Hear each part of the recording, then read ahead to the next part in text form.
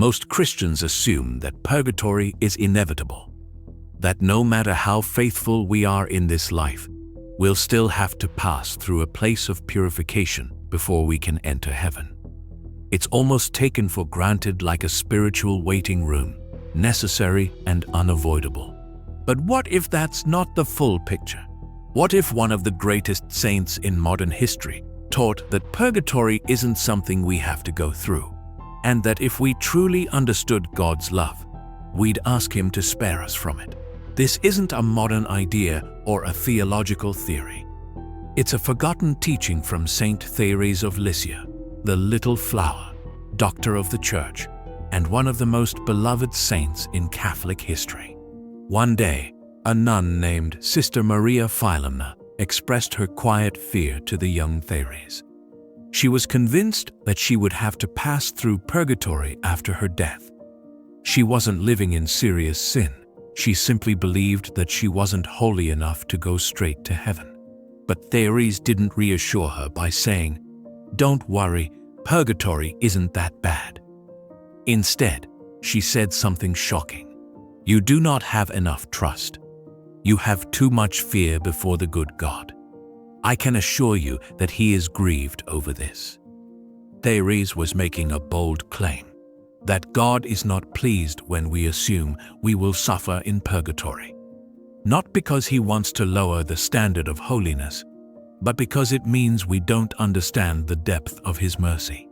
For Thérèse, the goal was not to fear purgatory, but to desire to avoid it, not for selfish reasons, but to please God.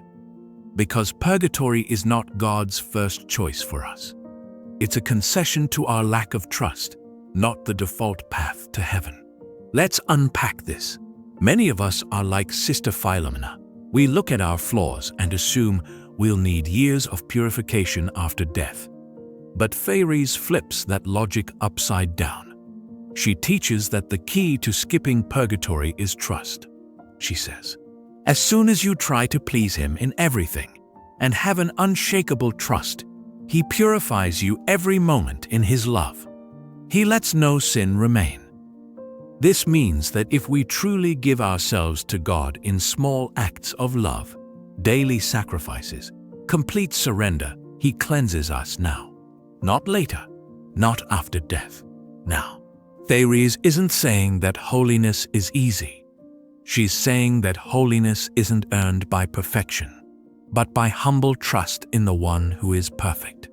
Her little way is exactly that, doing ordinary things with extraordinary love.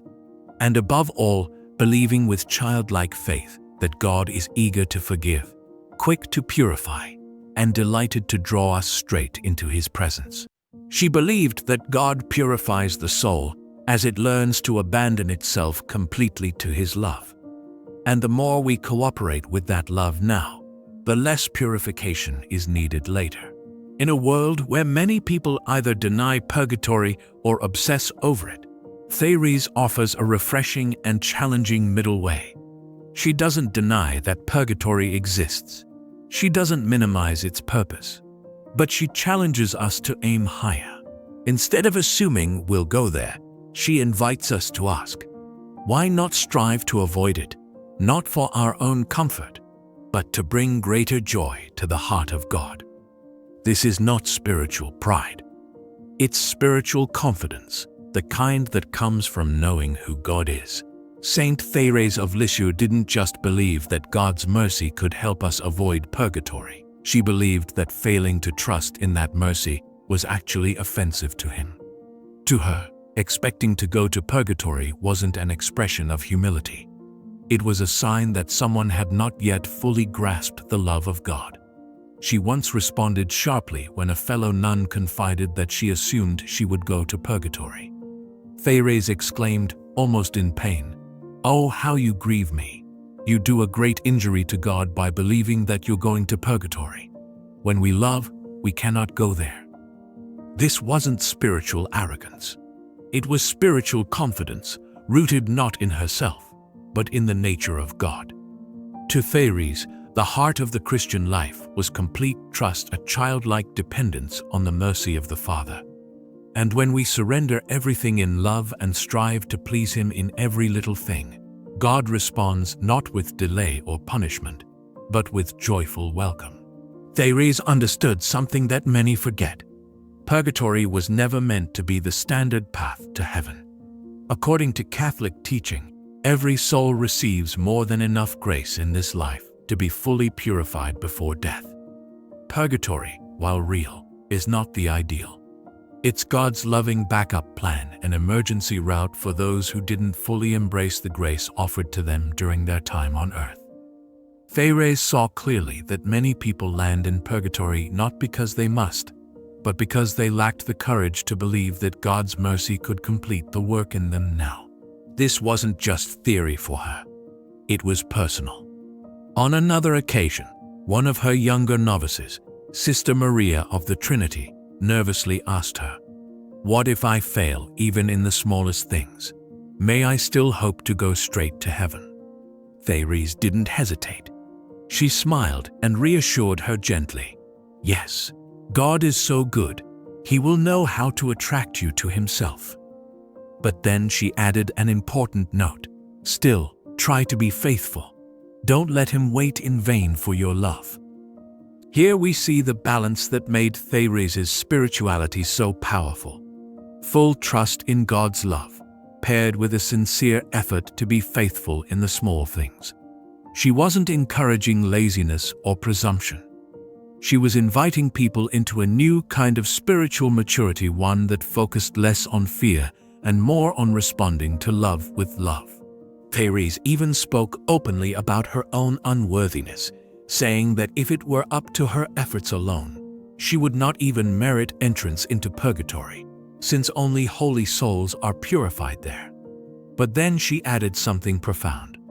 "I know that the fire of love is more sanctifying than the fire of purgatory. I know that Jesus cannot desire useless sufferings for us, and He would not inspire these longings in my soul unless He intended to fulfill them." In other words, the longing she felt to go straight to heaven was not a prideful fantasy. It was a God-given desire. And if God placed it in her heart, it meant He was capable of fulfilling it. Not everyone understood her. Sister Marie of the Sacred Heart, a much older nun in the community, simply could not accept this way of thinking. She believed it was presumptuous, even dangerous, to assume that anyone could go straight to heaven without passing through purgatory. Thérèse, the youngest and least experienced among them, tried many times to explain her perspective to this elder nun, but the conversations never bore fruit. Sister Marie stood firm in her view that justice demands purification. Finally, Thérèse looked at her with gentle but unshakable confidence and said, "My sister, if you want the justice of God, then you will receive it. A soul receives from God exactly what she expects from Him." It was one of the most radical things she ever said. Think about that. A soul receives from God what she expects. If we expect harshness, we may experience a long and painful purification. But if we expect mercy not out of entitlement, but from the sincere understanding of God's heart, then He meets us there. Thérèse wasn't bending doctrine. She was diving deeper into it, showing how God's justice is never separate from His mercy. This teaching of Thérèse is a wake-up call to the modern soul. Too often we resign ourselves to mediocrity in the spiritual life, believing that holiness is out of reach. We assume we're not worthy of heaven, and we're not, at least not by our own efforts. But Thérèse reminds us that God never asks us to be worthy, only to be willing. Willing to love, willing to trust, willing to be purified, not just after death, but now. She saw purgatory not as a destination we must prepare for, but as a detour we can avoid if we learn to abandon ourselves completely to the burning fire of God's love today. Less than a year after that final conversation between Saint Thérèse and Sister Marie Febronia, something unexpected happened. It was January of 1892 when Sister Febronia passed away. She had lived a long life of faith and service within the Carmelite convent, and like many devout souls of her time, she approached death with the quiet assumption that her journey would continue through purgatory. At the time of her passing, Thérèse said little. She continued her duties, quietly offering prayers for the soul of her departed sister. But 3 months later, something extraordinary occurred, something that would deeply move her and further confirm her spiritual convictions about purgatory, justice, and trust in God's mercy.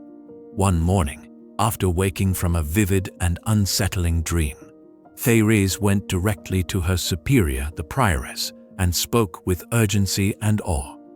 She recounted the experience in simple but powerful words. "Oh, my mother, last night, I saw Sister Marie Fabronia. She came to me in a dream. She was there before me, and she asked that we should pray for her.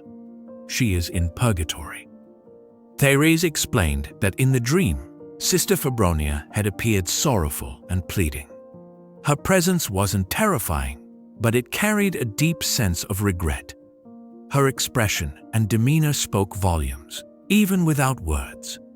Through her gestures, through her eyes, and through the tone of her request, she seemed to say, "You were right.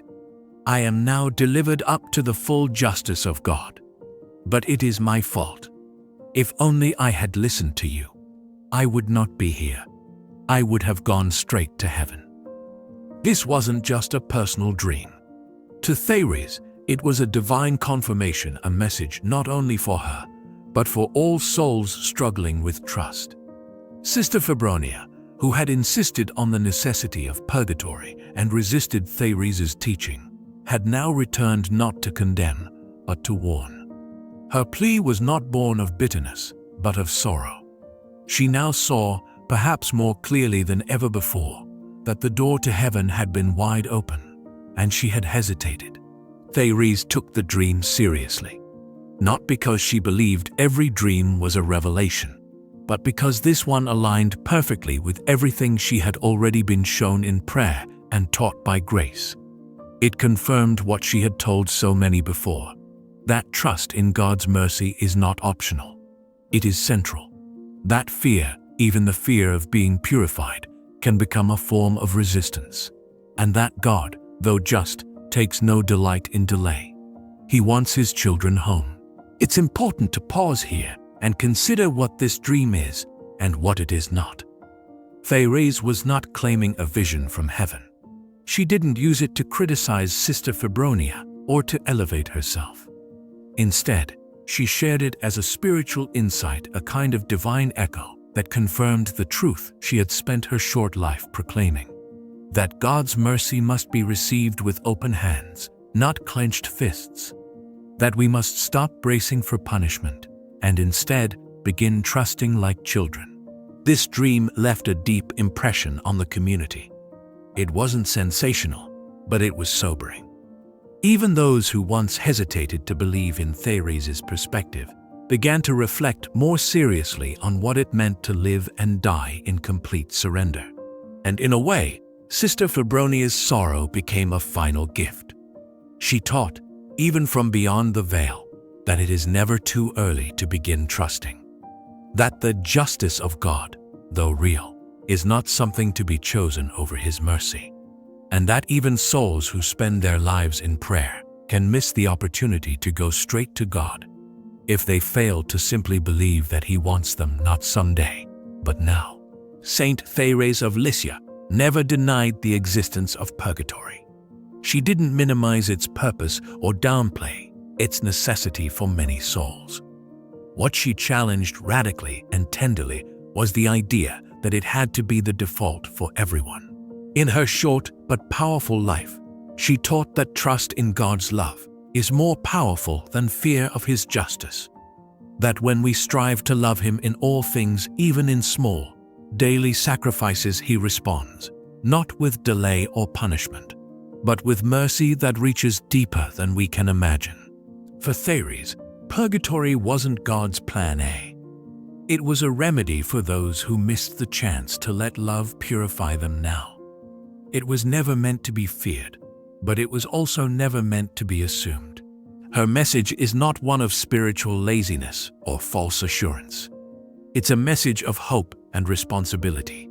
She reminds us that the path to heaven is not paved with greatness, but with faithfulness, with small acts of love, with trust that never gives up, even in weakness. In our own lives, we're invited to do the same. To stop living as if purgatory is inevitable and start living as if heaven is already reaching for us. We're invited to pray not only for the souls in purgatory, but to ask boldly that we may avoid it not out of pride, but because we want to bring joy to the heart of the Father. The Catechism of the Catholic Church tells us that those who die in God's grace and friendship and are perfectly purified go immediately to heaven. Thérèse believed that we don't have to wait for that moment at death. We can begin the purification now through surrender, through daily acts of trust, through love that gives without expecting anything in return. In the end, each soul receives from God exactly what she expects, not because we earn salvation by our attitude, but because God responds to the openness of our hearts. So, the question we must ask ourselves is simple but profound. What do we expect from God? Do we expect Him to hold back, to make us wait, to punish us for every imperfection? Or do we dare to believe that He is better than we thought, that He's a Father eager to welcome us home? Saint Thérèse would urge us to choose the latter. She would invite us to trust not blindly, but boldly, to live each day as an offering, to surrender our weaknesses, and to love God so fully, so freely, that nothing remains to be burned away. Because when we love, as she said, we cannot go to purgatory.